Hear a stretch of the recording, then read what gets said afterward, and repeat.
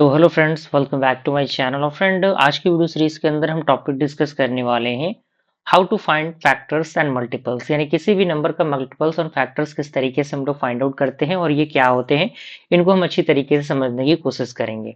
अगर आपने हमारे चैनल को सब्सक्राइब नहीं किया तो जल्द से जल्द चैनल को सब्सक्राइब करके बेल आइकन को प्रेस कीजिए, ताकि जो भी इन्फॉर्मेटिव वीडियो है उसका नोटिफिकेशन आपको मिलता रहे। ठीक है, आइए स्टार्ट करते हैं।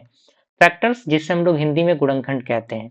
डेफिनेशन इसका कह रहा है कि a factor is a number that divides another number exactly. कहने का मतलब क्या है कि जो फैक्टर होता है वो नंबर होता है जो डिवाइड करता है अनदर नंबर को एग्जैक्टली। ठीक है, यानी बिना किसी रिमाइंडर के, यानी उसके अंदर जब हम चीजों को डिवाइड करेंगे तो उसमें रिमाइंडर जीरो आना चाहिए। ठीक है, जैसे एग्जांपल देखिए, अगर हम 12 के फैक्टर की बात करें तो सबसे पहले यहाँ पे पॉइंट ये रखना है कि हमें स्मॉलेस्ट नंबर से स्टार्ट करना है। कहने का मतलब क्या कि 1 से हमें स्टार्ट करना है। सबसे पहले देखना है कि क्या 12 जो है वो 1 से डिविजिबल है। बिल्कुल है। 12 टाइम में अगर हम 12 को 2 से डिवाइड करेंगे तो 6 आएगा, बिल्कुल आएगा। अगर हम 12 को 3 से डिवाइड करेंगे तो 4 आएगा। 12 को 4 से डिवाइड करेंगे तो 3 आएगा। उसके बाद 6 से डिवाइड करेंगे, क्योंकि 5 से तो डिवाइड होगा नहीं, और जिस नंबर से डिवाइड नहीं होगा तो हम आगे बढ़ेंगे। ठीक है, और उसके बाद हम 12 को 12 से डिवाइड करेंगे तब 1 आएगा। इसके बाद तो किसी से ये डिविजिबल हो नहीं सकता, यानी स्मॉल नंबर से लेके हम लोग कहाँ जाएंगे, हाईएस्ट नंबर यानी ग्रेटेस्ट नंबर तक जाएंगे। तो यहाँ पे फैक्टर कौन कौन से होंगे, यानी 12 का फैक्टर क्या क्या होगा, यानी 12 वैसे नंबर से जिनसे 12 पूरा पूरा डिविजिबल हो जाए। 12 एक से डिविजिबल हो जाएगा, 2 से डिविजिबल हो जाएगा, 3 से, 4 से, 5 से, और 5 से नहीं होगा, 6 से होगा और 12 से होगा। इनके अलावा 12 जो है वो किसी भी नंबर से डिवाइड नहीं होगा। ठीक है, या फिर इसे हम इस तरीके से भी कह सकते हैं कि वैसा कौन कौन सा नंबर है जिसके अंदर कह सकते हैं कि 12 आता हो, यानी कैसे ऐसा टेबल, ऐसे नंबर का टेबल जिसमें 12 आता हो। यानी 1 के टेबल में 12 आता है आपका, 2 के टेबल में 12 आता है, 3 के टेबल में 12 आता है, 4 के टेबल में 12 आता है, उसके बाद आपका 6 के टेबल में 12 आता है, और 12 के टेबल में 12 आता है। इसके अलावा कोई भी ऐसा नंबर नहीं है जिसके टेबल में 12 आपका आता हो। ठीक है, तो ये आपका क्या होता है, फैक्टर होते हैं। क्लियर। अब यहाँ पे कुछ एग्जाम्पल दिए गए हैं। एग्जाम्पल नंबर दूसरा हमारा है, जैसे 18। 18 की बात करें तो 1 के टेबल में 18 आता है, तो यहाँ पे 1 तो होगा ही होगा। 2 के टेबल में 18 आता है, उसके बाद 3, यहाँ पे 6, 9, 18। तो इस तरीके से हम क्या करते हैं, फैक्टर निकालते हैं।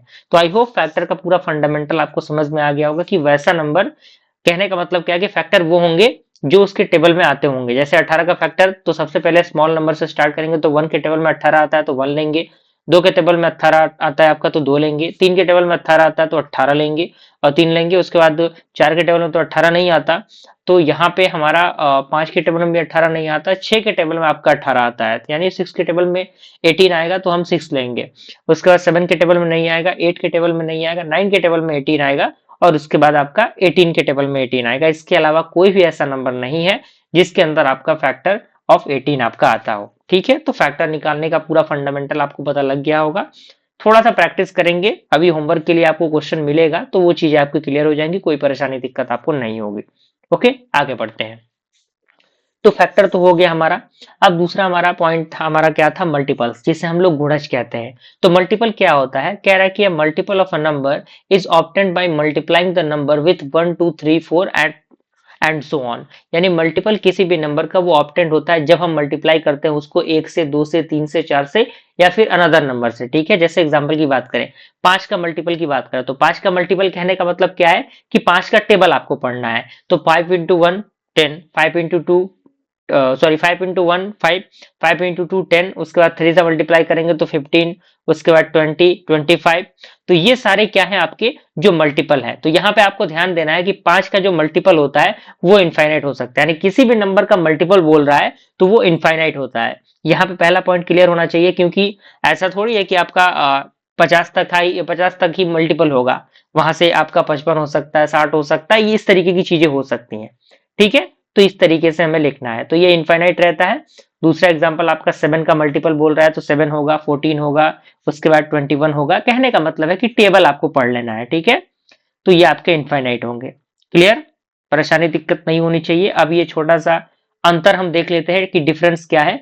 तो फैक्टर ये होते हैं कि फैक्टर को हम क्या करते हैं, डिवाइड करते हैं, और मल्टीपल में क्या करते हैं, मल्टीप्लाई करने से बनते हैं। ठीक है, काउंट करने पर खत्म हो जाता है, यानी फैक्टर जो होते हैं जब हम काउंट करेंगे तो वो खत्म हो जाता है, लेकिन मल्टीपल जो होता है वो कभी भी खत्म नहीं होता, यानी इनफाइनाइट होता है। ठीक है, जैसे एग्जांपल भी आपका दिया हुआ है, 12 का फैक्टर क्या होगा, 1 होगा, 2 होगा, 3 होगा, 4 होगा, 6 होगा, 12 होगा, और 6 का फैक्टर क्या होगा, 6, 12, 18 एंड 24। तो ये सारे आपके फैक्टर्स और मल्टीपल्स के फंडामेंटल हैं। ये कुछ क्वेश्चंस हैं जो कि आपके घर के लिए होमवर्क दिया जा रहा है, आप अपने खुद से इन चीजों को प्रैक्टिस करिएगा।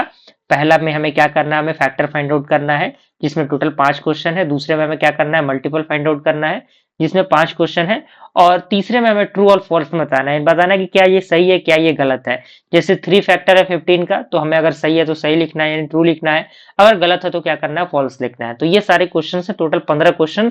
जो भी स्टूडेंट इन क्वेश्चंस को कंप्लीट कर लेंगे तो कमेंट के जरिए जरूर बता दीजिएगा, ताकि मुझे पता लगेगा कि आप चीजों को अच्छी तरीके से देख रहे हैं और उन चीजों का फायदा आप उठा रहे हैं। ठीक है ना। मिलते हैं फ्रेंड्स अगले वीडियो में, तब तक के लिए थैंक यू।